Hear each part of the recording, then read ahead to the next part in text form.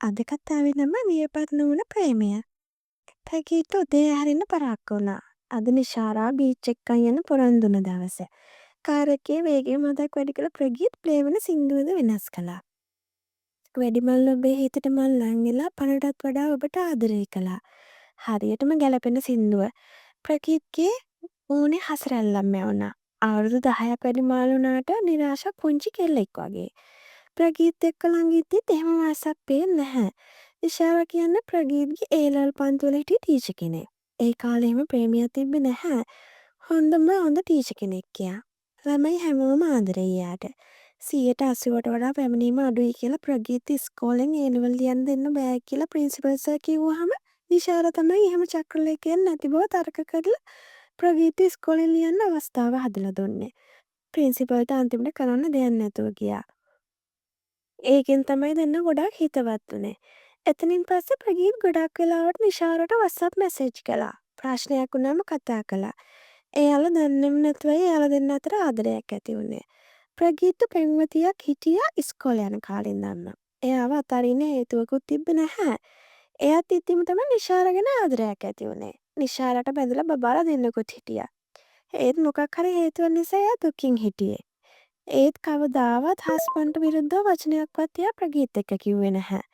පව් නිශාර පාරට ඇවිත් ගොඩක් වෙලාද දන්නේ නැහැ කියලා ප්‍රගීත්ට හිතුණා. ප්‍රගීත් කාර් එක නවත්තලා හෝන් එකකුත් ගැහුවහම බස් වලට ඇතුළු වාඩි වෙලා හිටි නිශාර දුවගෙන ආවේ. නිශාර ඉස්සරහා සීට් එකට නැගලා වාඩි වෙලා ප්‍රගීත් දිහා බලලා ලස්සනට hina වුණා. ඒ hinaවට ප්‍රගීත් හරි ලෝභයි. තව පාරක් ඒ වගේ hina වෙන්න බැයිද? ප්‍රගීත් ඇහුවා. ඒ මොකෝ?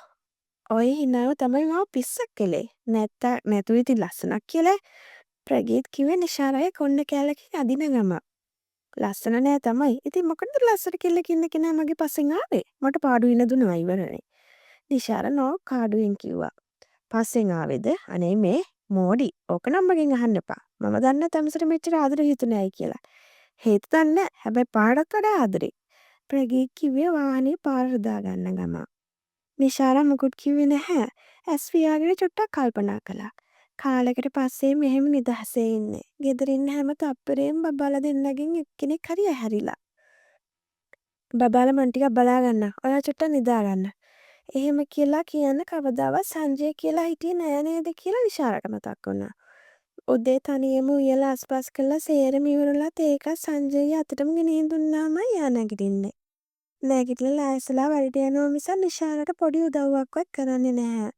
ඒ ඇස්සේ බබාලා නැගිට්ටා නිශාර තමයි ඒව බලන්න ඕනි. නිශා! එහෙම කෑ ගහලා කියනවා මිසක් සංජය නිකමට අඬන ළමයෙක්ව වඩා ගන්නවත් නැහැ. සංජයගේ වෙන කිසිම වැරද්දක් නැහැ මේ අවුල මිසක්. ඒත් මේ අසංවේදී හැසිරීම නිසා එන්නම නිශාරගේ හිතේ සංජය ඈත් වුණා. හිතක paluddක් හැදුනට පස්සේ ඒක හදන්න ලේසි නැහැ. අන්තිමේ ඩිවෝස් එකක් දක්වාම ඒ paludd ගියා.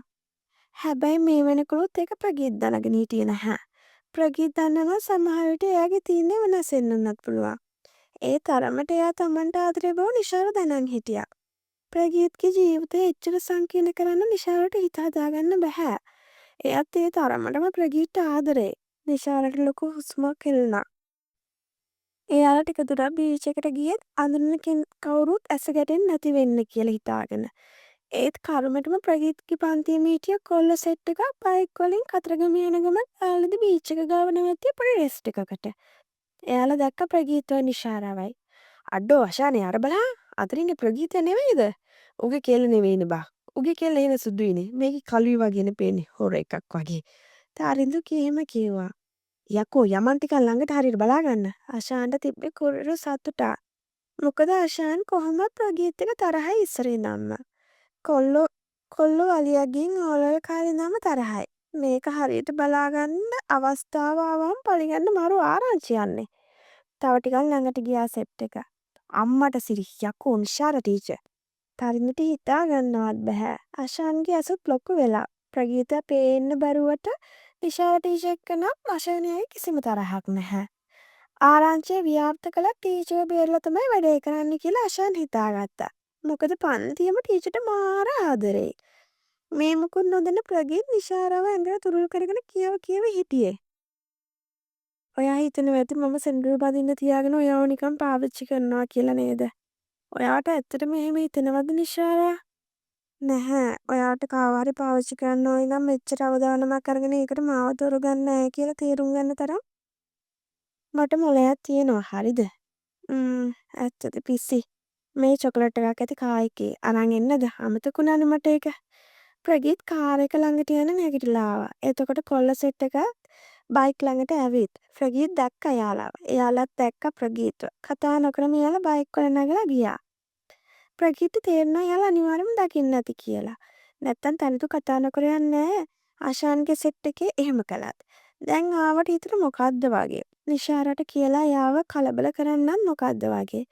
මොකද එයා ප්‍රගීත කොච්චර ආදරේ වුණත් එයාගේ වෘත්තීය ජීවිතේට කෙලලක් කරනවට චුට්ටක්වත් කැමති නැහැ.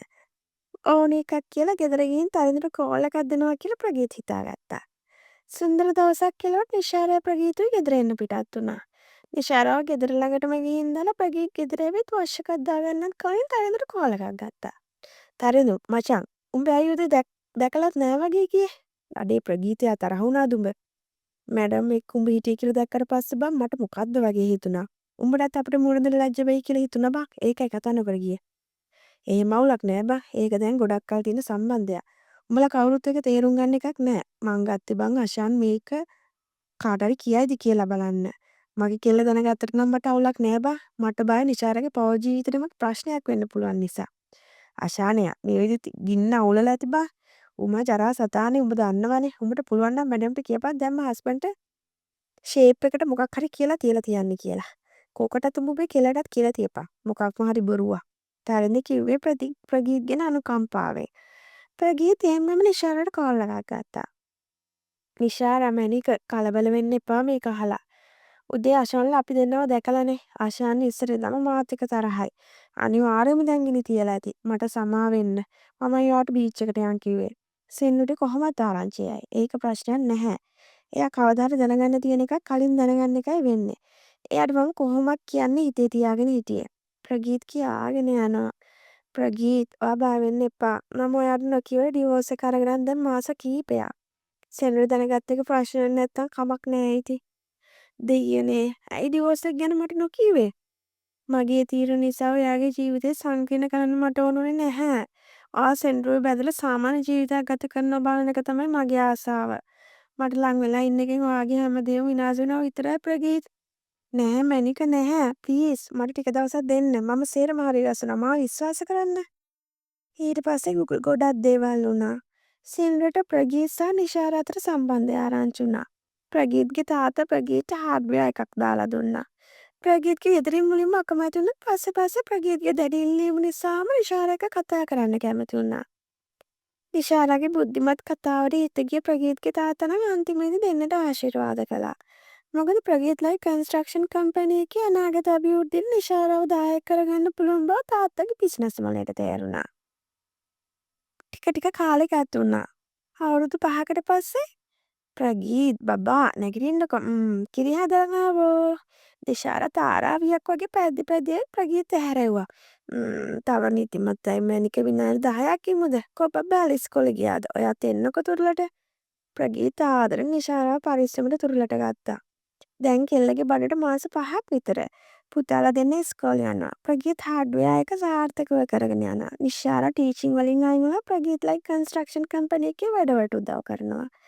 ප්‍රගීත්ගේ තාත්තා තමයි දැන් ලේට ගොඩක්ම ආදරේ. එන්නම කම්පැනි දියුණු වෙනවා බලන් ඉතින්. මැනික කොහමගේ චූටි දූ තාම දොයිද? නිශාරගේ බන්දේට මූණ තියලා ප්‍රගීත් ඇහුවා. නිශාර ආදරෙන් ප්‍රගීත් තුරුළු වුණා. ඊට පස්සේ හාදු වැස්සා. ඊටත් පස්සේ තවත් හාදු වැස්සා. ජීවිතේ කොච්චර ලස්සනයිද කියලා නිශාරටයි ප්‍රගීතයි හිතනවා ඇති. ඉතින් යාළුවනේ අදට කතාව ඉවරයි. ඔයාට මොකද කතාව ගැන හිතෙන්නේ? කතාව ලස්සනයි නම් ලයික් එකක් දාගෙන යන්න. කතාව ගැන කමෙන්ට් එකකුත් දාගෙන යන්න. සබ්ස්ක්‍රයිබ් කරන්නත් අමතක කරන්න එපා. එවෙයි නවස් YouTube channel එක. ගිහින් එන්නම්. හෙට ලස්සන කතාවකින් හම්බෙමු. බයි බයි.